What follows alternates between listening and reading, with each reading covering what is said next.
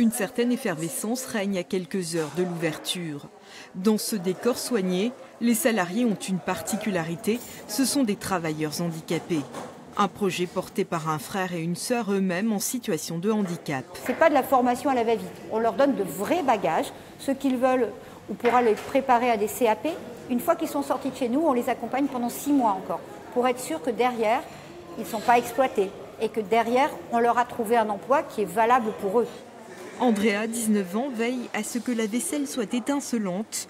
Avec son embauche, il peut enfin réaliser son rêve. Je suis très content de mon métier, je suis le chemin de mon père. Il travaille sur le Georges V.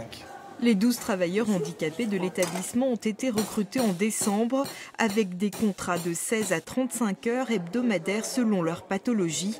Pour tous, cela sonne la fin d'année de galère. Je me suis aperçue qu'en définitive, pour les personnes, on va dire, travailleurs handicapés, il était très difficile de trouver un emploi dans lequel il y aurait des postes adaptés.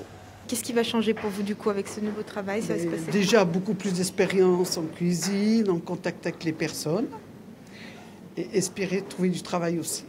Voilà. Et une belle aventure surtout, une très très belle aventure. Une aventure collective où il faut maintenant trouver son rythme alors que les premiers clients commencent à arriver. Les plats sortent bien. Voilà, c'est leur premier service aussi, il faut quand même être gentil avec eux. Ça fait plaisir de voir qu'ils ont ouvert ce restaurant. Voilà, ça va animer le quartier encore plus. Il est 12h30 et le restaurant affiche déjà complet. Un signe qui sonne comme un heureux présage. Premier jour d'ouverture, complet, on ne pouvait pas rêver mieux. C'est un vrai resto dont ils peuvent être fiers.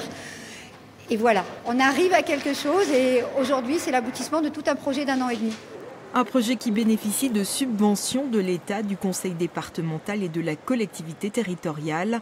L'envol de chaque bénéficiaire permettra à d'autres personnes d'être recrutées.